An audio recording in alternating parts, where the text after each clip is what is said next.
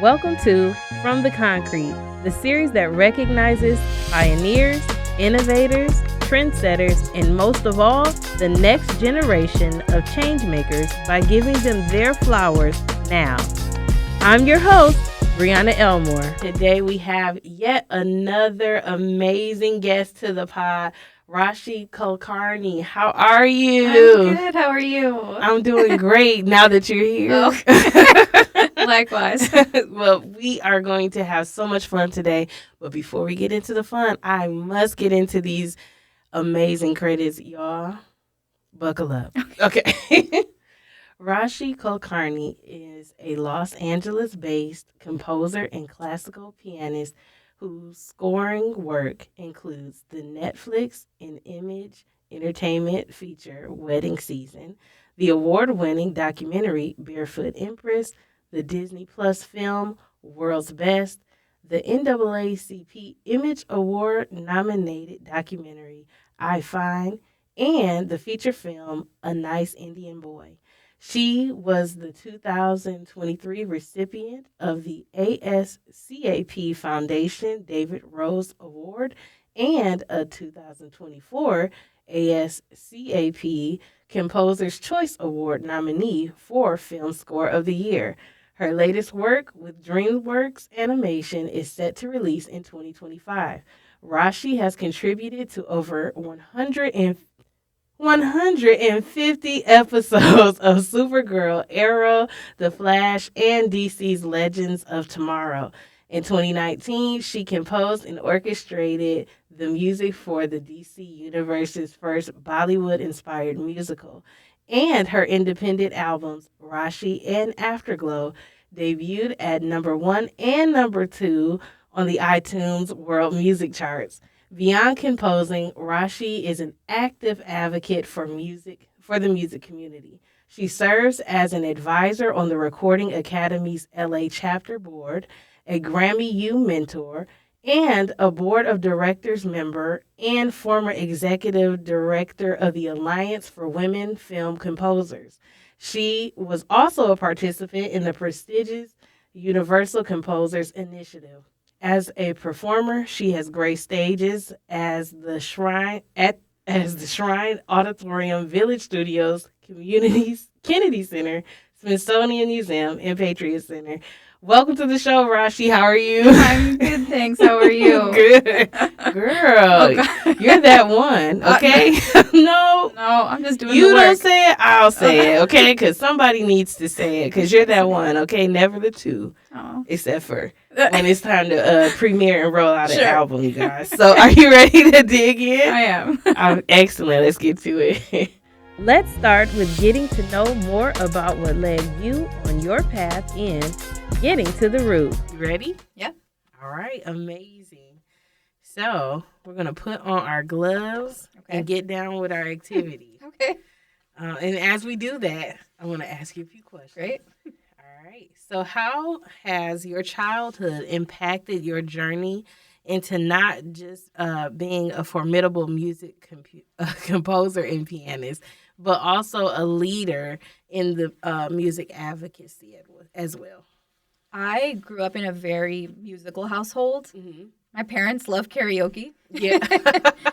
So growing up, there was always some kind of music playing in the house, whether it was Bollywood or classical piano or Broadway or pop or R&B or rap. There was always something playing in the house. So I think because I was surrounded by music at such a young age, it kind of informed who I became. And sometimes I feel like music found me before I found it. Mm-hmm.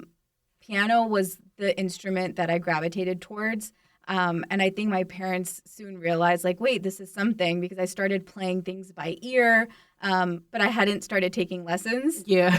So they were like, wait a second. Listen, by ear, and also, guys, by ear, to play something by ear is super dialed in. You know what I mean? Yeah, it's very specific. It's very specific, and you have to, it just takes a special person to be able to do that. I've always wished I could play by ear. Well, I can't write. Like, I can't. So I think, music was the way that I would express myself. Mm-hmm. If I was angry or sad or happy, the piano kind of became the medium through which I could best express myself. Mm-hmm. And it still is to this day.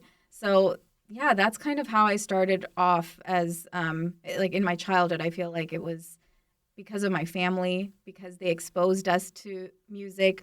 And my parents reminded us that music education is a privilege. Mm-hmm. And I think that's what planted the seed for advocacy.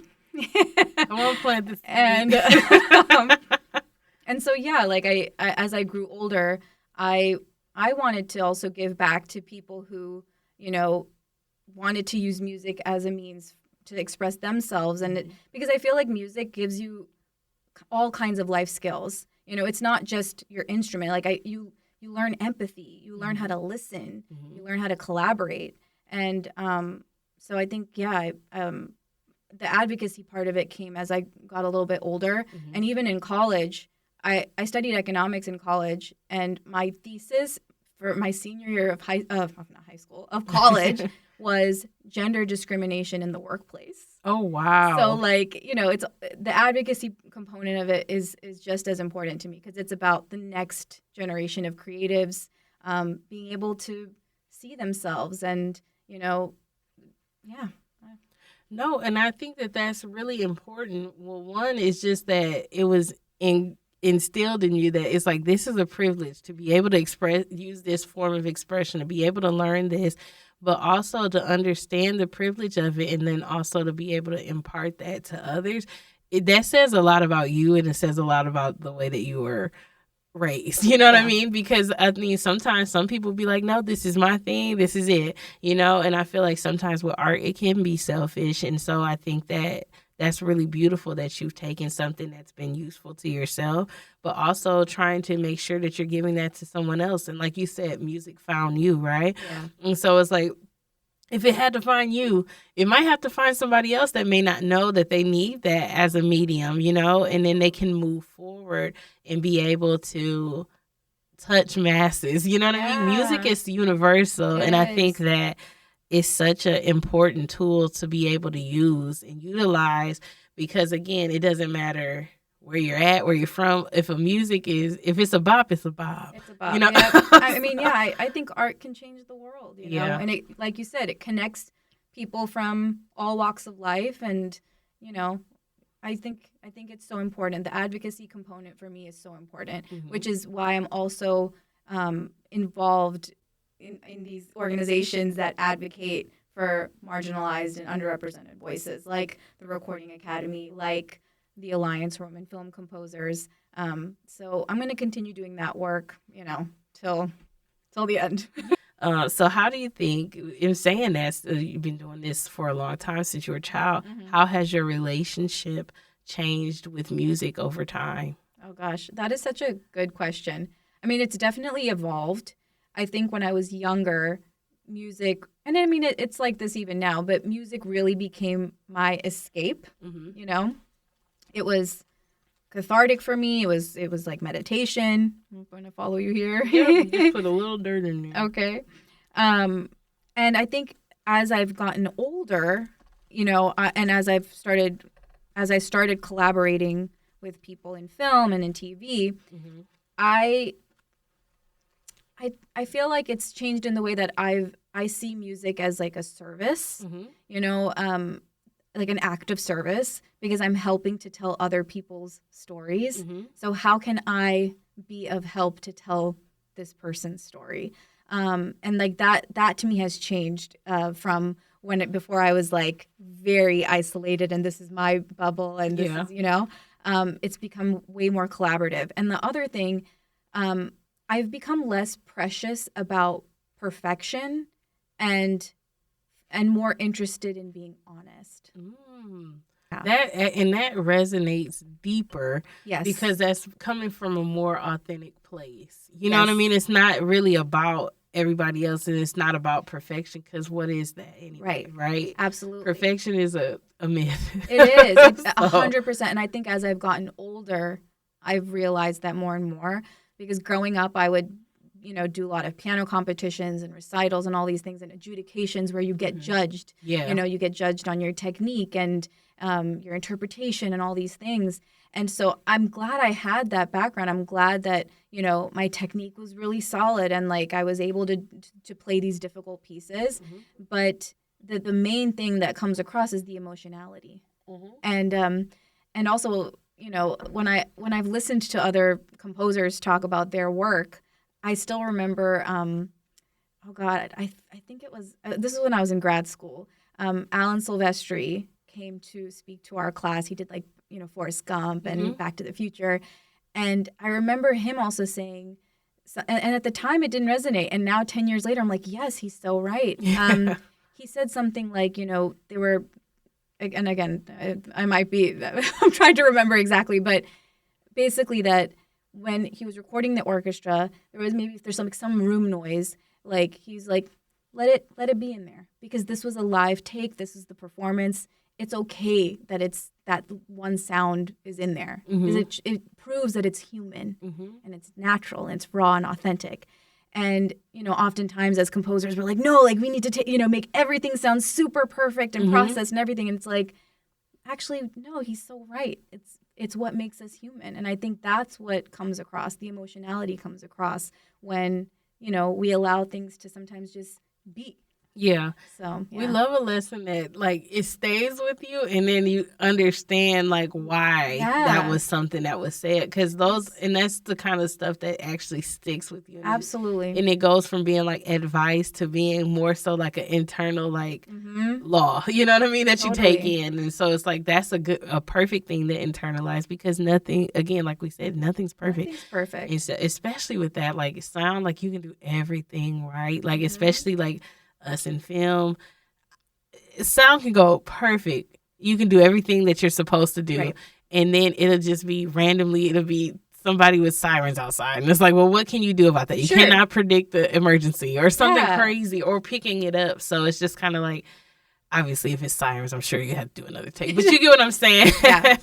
You just have to sort of kind of let the art go a little bit. You have to kind of, it's like it's your baby, it's precious, but you have to let it go enough to be real. That's the biggest thing that has changed with my relationship with music since I was a kid to now in my 30s. Yeah. And then doing competitions and stuff, it's good. It's important because you want to make sure you're technically sound. But sometimes it can dudify the fun of the art form. You know what I mean? It can make it a lot more harsh. It's like, oh, I gotta beat this person out. I gotta edge out the competition. But it's like it's something that you enjoy. So sometimes it gets a bit, and so navigating that, especially learning to navigate that as a young child and being able to know like I'm still talented regardless of how this goes. Well, the funniest thing is like when I was in high school and I was doing these competitions, I'm not competitive. Like I'm competitive with myself. Yeah. So like I would go into these competitions and like I would like make friends with some of the people, but like some people were so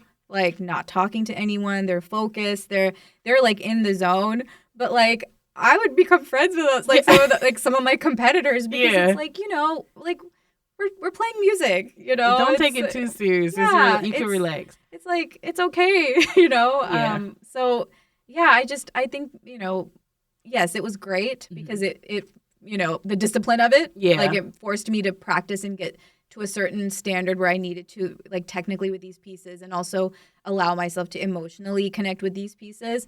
And, being able to play in front of judges and who also know what they're, what they're talking about. It was great. But I never took them so seriously that I, but I think it sounds like you were separating your self-worth from your art form, which is important. Yeah. And it's like, it is a very difficult thing to do. So it is. Again, good on you being younger and to now and to being where you are in your career, because it's like, okay, I have to separate. Yes. My worth is not only tied to 100%. the things that I do. And it's like you got to decenter art. I'm still learning this. At this point. All of us. All of us. I think with any of us who are in creative fields, it's it can be difficult, especially because the industry is, I'm following you. Yes. The industry is very saturated. Mm-hmm. And so yeah, it's something that, you have to stay grounded, but I have a really great, how much do I do? No, just put a little bit in there. I just put a little Okay. where you can see it. Okay, great. But I have a really great support system. So I think, my family and my friends are the ones who keep me grounded and have also reminded me that, your self-worth is not based on all the work that you have done. It's about who you are as a person and, the relationships that you have and all those things. Yeah, and that's why it's important to keep good people around you Yes. because they can remind you of these things when maybe you're too in it and you can't remind yourself. I've had countless times and they're like, girl, just take a breath. Yes. The beauty of just taking a breath and figuring it out. Yep.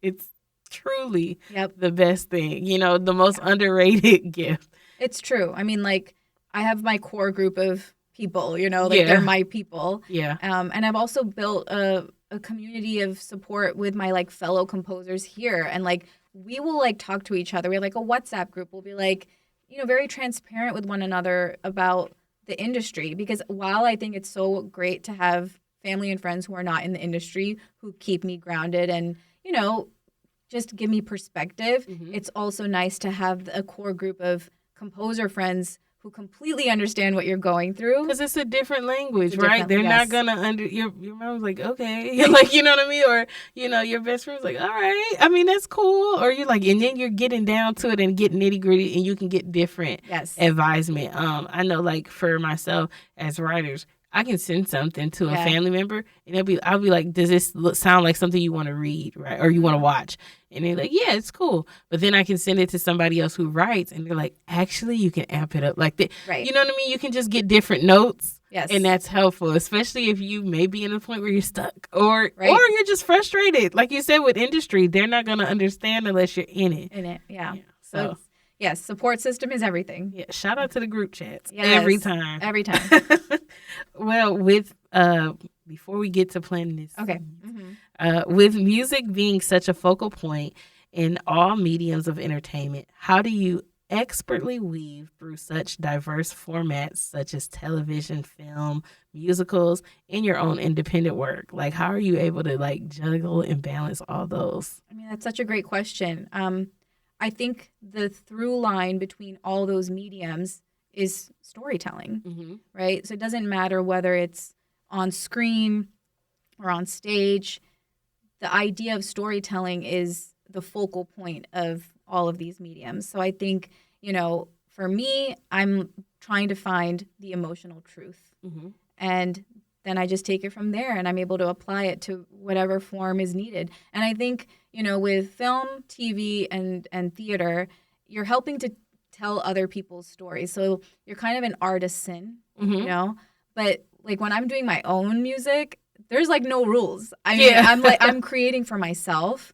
And it's so wonderful because like I can break all the rules and, do whatever I want. And I don't need to worry about, notes or anything like that because I'm creating for myself. But even when I'm writing for myself, I'm still thinking of story. Yeah. And I think too, do you ever take some techniques or just different thought processes or, creative practices from the different work that you have to do and then just kind of like, let's combine, let's blend so you can create your own thing. Always. I mean, again, I think we are, what we are a culmination of what we've grown up with. And so I'm going to follow you too. Yeah, we got some seeds in here. And so just have fun. You can scatter these. Okay. You have to tell me, how much do you do? I just do. I don't know. I do to the ancestors tell me. You know what I mean? Just do what feels right. Okay. And it's no right or wrong. Okay. I'm going to put a little bit. Are you all of it? No. I don't do all of it. Okay. I'm going to put a little. A little half. Okay. There we go. Yeah. And I totally forgot your question. It's just how are you weaving through the different mediums and the different diverse mediums? Yeah. And being able to just kind of tie them and try different things. And so do you feel like what do you feel like is like your most freeing experience? Is it to write for yourself, or is it kind of doing all the above? Or I love all of it. With TV, it's like a sprint because it's so fast paced. The deadlines are very tight. The turnarounds are very tight. With film, it's more like a marathon because you have time to develop a story from beginning to end. With theater, there's lyrics involved, there's melody involved. It's very character driven. And then, when you're writing for yourself, it's like you're writing for yourself. Yeah. So I love all of it because the collaboration aspect of working in film and television and theater, it's so gratifying. And, I think that when we're able to create art together, it's such a beautiful thing and it's such a shared experience. And then when I'm creating for myself, that's like my diary, you know, I'm like, and then I'm able to share that. And so I love all of the above. Yeah, and I like too, like when you're doing your own thing, you're on your own time. Yeah. So you can do whatever you want with whatever time you have, or don't do it if you need like a second to take a break. Right. And sometimes I'm like, it's good to put a deadline on it so that you can get your music out into the world. Obviously in all the other mediums, you're on a schedule, you're on a deadline. So I feel like when you're writing for yourself, you have to give yourself those deadlines and those schedules so that, it's not too free, but it's like, but at the same time, you're able to still do what you want to do. Yeah. I remember when I was working on all those television shows, it was a full-time job. And oftentimes after I would write on all those shows, I would take a break and have all these other ideas in my head. I was like, wait, I have all my own ideas. So then I would go to the piano and just start jamming out. And that ended up being how I recorded and came up with songs for my albums because those ideas just started coming, I think that's so cool. You're like, you know what? No, I have an album's worth of inspiration and things that I want to be able to get out and put out into the world. And I think that that's a beautiful way to do that and celebrate yourself and also just the art form. I agree. So you made history as the first Indian American selected for Universal Composers Initiative. How important is representation in music to you with just that background, knowing that? Representation to me is everything, especially now more than ever. Growing up, I didn't really see people who looked like me in the industry. But there were so many women who came before me paving this path so I could have this conversation with you today. So for me, representation is everything. That's why I'm part of these organizations that focus on advocacy. There have been multiple studies done that show that composers are the least represented in our industry, specifically women, specifically minorities, BIPOC composers are the least represented.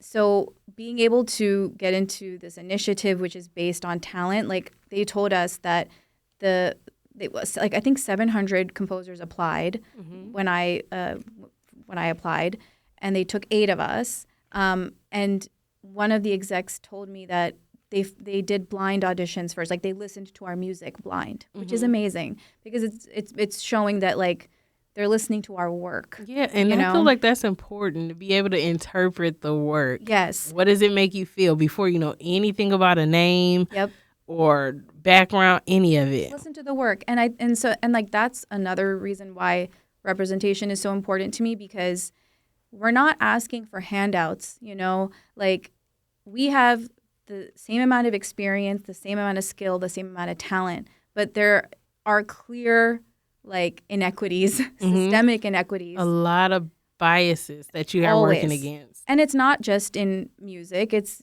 across the board. The systemic inequities are there. So I was talking about this with a director friend of mine recently, how, no one is asking for a handout. We're asking to level the playing field. Literally just asking for a shot to do more work. Correct. Literally do more work. Because the quality of work is strong. It's just as strong. And so, getting in was wonderful.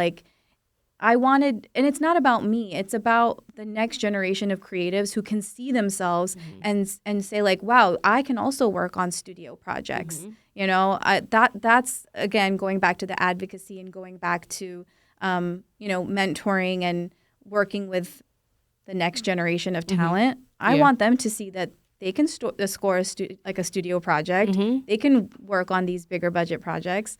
And so yeah, it was such a wonderful experience, and I'm so grateful that Universal, did this initiative. Yeah, and I think it's also important because I'm huge off on representation as well.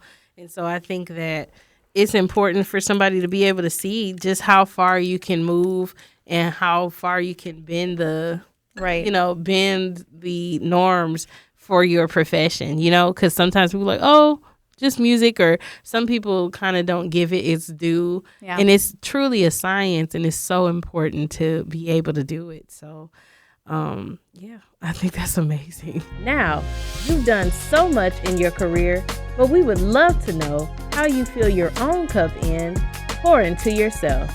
So, Raashi, music has the ability to alter your moods, conjure up emotions, spark inspiration, and so much more. How do you use your gifts to pour into yourself? Oof, that's a really great question. I mean, we already talked about this, but I've always felt that music is the medium through which I can best express myself.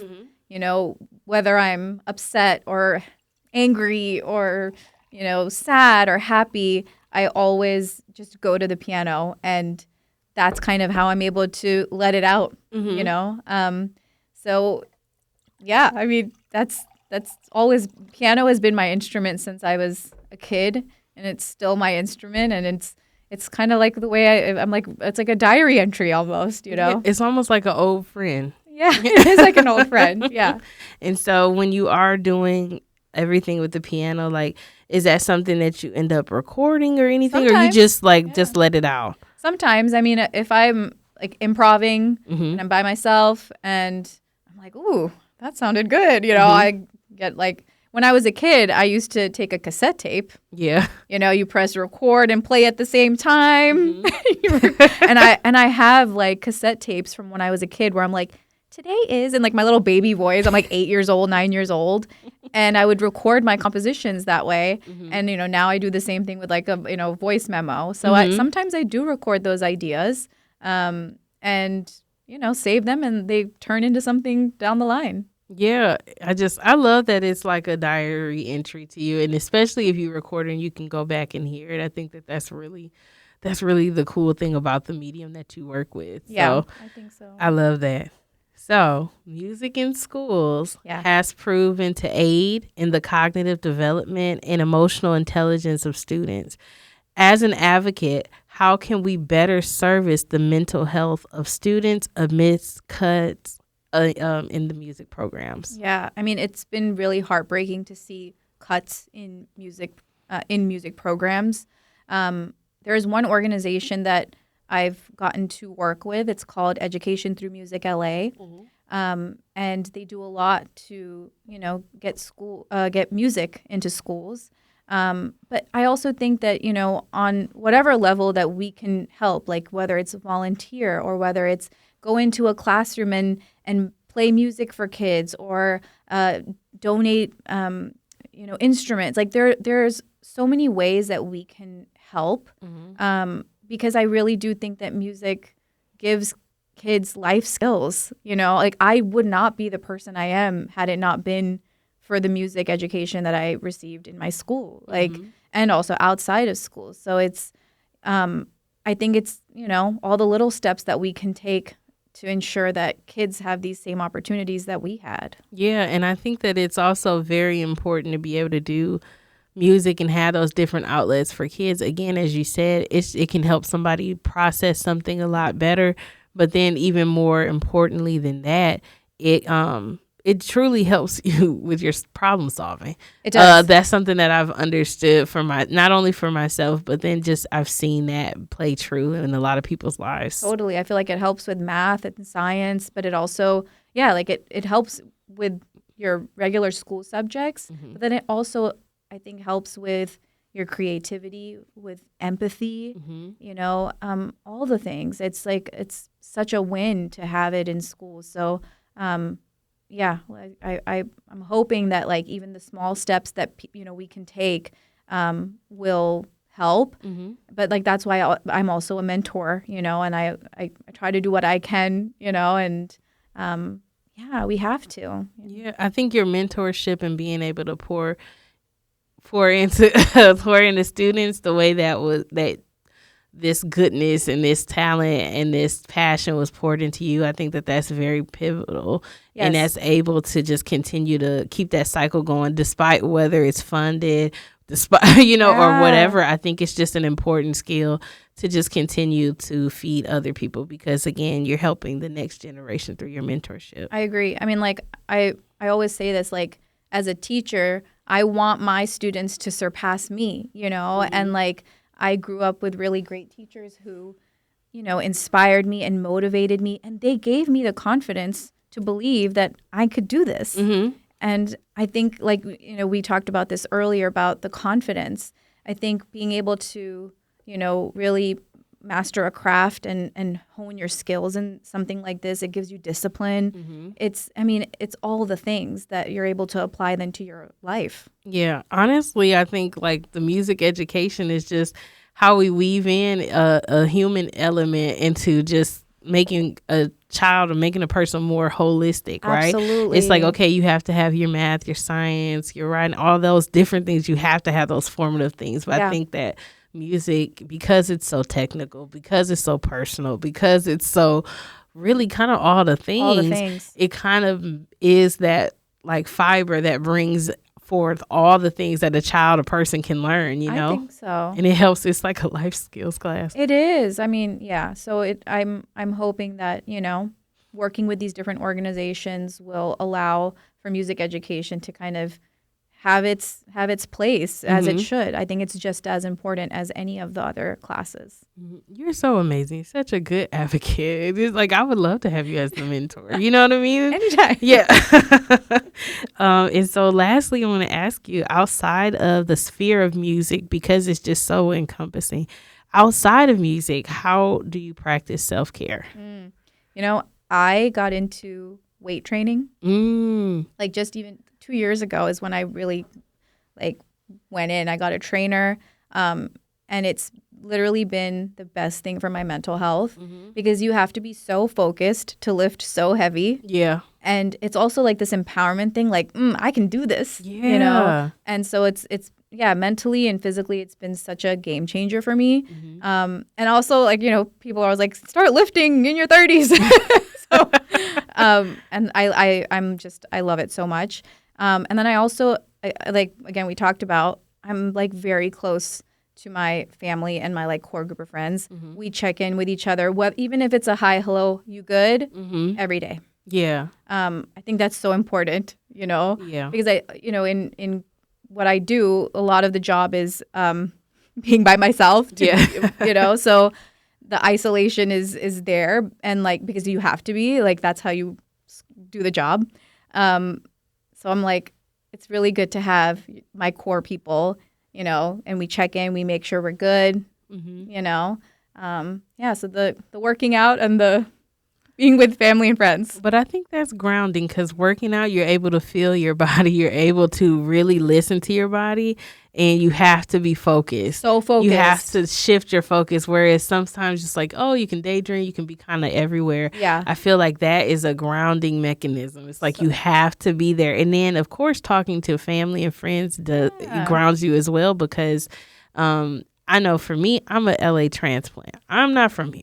My family is not out here, so you don't get to see them. And so it feels like, I know for me, I've upped my communication with my circle of people just to kind of keep me rooted to who I am and what's important to me. Same. I mean, and I think talking to people who are not in the industry helps a lot as well, because, all of my friends and family, like, all have different jobs, are working in different industries. It gives you perspective, because oftentimes I think when you're in the industry, it's like you're in this little bubble, Yeah. You know, and it's like there is life outside of this bubble. Yeah. You know, And also you're more than just you producing your art, right? Exactly. So it's like my family they keep me the most grounded. Like, in the best way. Yeah, I was gonna say nobody will keep you humble like a family member. 100% they keep me humble at all times. Now, let's get a little wild and a little nosy in Wildflower, our rapid this or that game. Are you ready? I guess. All right, so you're gonna pull an answer, and then I'm gonna pull, but you're still gonna answer. Okay. Okay. Are you ready? Should I go? Yep, you can go. Okay. Oh, goodness. This is the funniest thing I've ever seen. Eyeliner or red lip? Both. Y'all know. Eyeliner. That is so funny. Listen, the eyeliner's fleeky. You know. It is. I was really admiring the eyeliner because mine looks more like the heart, you know, how the heart machine. But all right, mine is composing music for TV or composing music for movies. Movies. And I'll tell you why. Mm-hmm. In movies, you're able to actually tell a story from beginning to end. Okay. And I love that idea of being able to just, you know, tie the bow, you know, on something. So TV's great, but there's something special about being able to have an entire musical arc with film. And then it's like, that's it. That's all. And then like with TVs, it's like the story progresses. Which is also great. It can turn into something different later. Exactly. Yeah. Oh, my turn. Okay. Mm-hmm. Oh, wait. Okay. Thanks. Mm-hmm. Okay. Oh, your album Raashi or your album Afterglow? Such a great question. I have to say Afterglow. Really? Yeah, I'm really proud of that album, and it tells a story, and I don't know, that one's special to me. I mean, so is Raashi. It was the first EP I ever put out, but then it's something about the progression and how you just kind of evolve. So Afterglow caught the evolution. I think so. Yeah. Yes, you're so right. And like it came out 5 years ago, which is crazy to think about, but I think Afterglow. Yeah, we love that. We love an evolution. Ooh, got too many. Composing or performing? Oh. I don't think I can't. I allow one cheat on this segment. Okay, one cheat. Fine. Like they're both so different. Mm-hmm. You know, like with composing, especially composing to picture, mm-hmm. you get to experience things with people on the big screen, and like that's an amazing feeling. But it's like a delayed gratification, right? Yeah. When you're performing on stage, you are sharing that energy with people in real time. And like that's also it's so special. Mm-hmm. So like I can't pick one or the other because they're two very different things. But like it's the whole idea of being able to share your art with people, whether it's behind a screen or in real life. Yeah, they both have their own gratification. Yeah, so I can't pick. They're both like equally important to me. I won't make you pick that one. Okay. They both matter. Okay. They do both matter. Oh, God. I know the answer. Okay.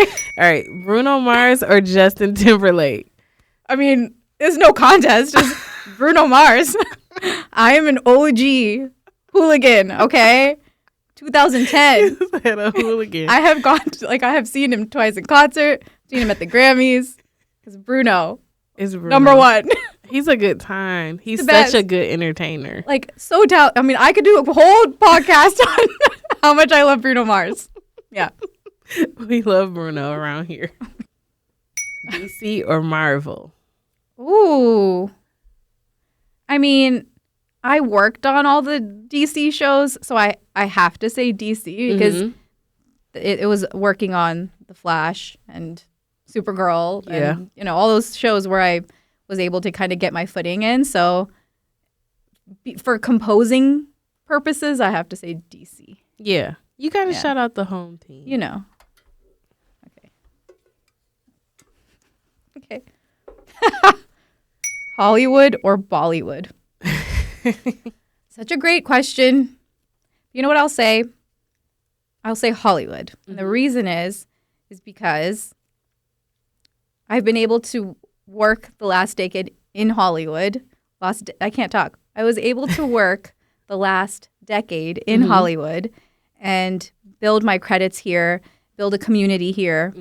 And, you know, even though I grew up on Bollywood and it's informed like who I am as a person, Hollywood is where I got my break. And so I have to say Hollywood. That makes sense to me. That's perfect. And both are amazing. So it's really no wrong way to go. All right. This is the last one. Ooh, okay. I'm very interested to hear this. Kennedy Center or Smithsonian Museum? Ooh. Okay, so I would say Smithsonian Museum. And I'll tell you why. When I was a senior in college, there was an alumni event, and they had Kerry Washington, who was a GW alum, present me to play piano at the Smithsonian. And the Smithsonian is not a place where, you know, they're usually like performances. They brought that Steinway that I helped choose the Steinway that is at GW to this day. They brought that Steinway to the Smithsonian, and I got to play like a Chopin piece. And I was introduced by Kerry Washington, and I'll never forget it. So I just have to say like Smithsonian because it was such a, you know, a random experience. Right. And I was going to say, first of all, let's be clear, both is a flex. But I think the Smithsonian that's such a cool thing. And I love that you have so many ties to being able to perform there. Yeah. Like Kennedy Center was great. It was an amazing experience. And I got to perform with like two of my friends. But I think getting to perform in a venue that doesn't necessarily always have musical performances, like the Smithsonian, that was special. Yeah, it does sound special. Thank you. You did so good. I tried. I loved the eyeliner red lip. We know that no one can do this alone. And give them their flowers. We would love to know who is inspiring you. So, Raashi, who would you like to give flowers to and why? I have to shout out my director. I've just worked with him on a film that came out last week. His name is Roshan Sethi, and I worked with him on the Disney film World's Best, and this is my second collaboration with him.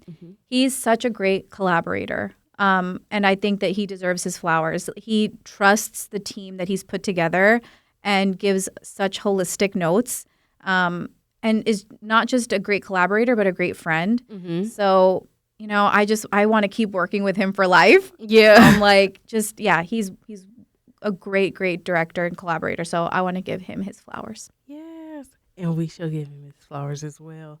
And is there anyone else in your industry or personally that you'd like to give flowers to?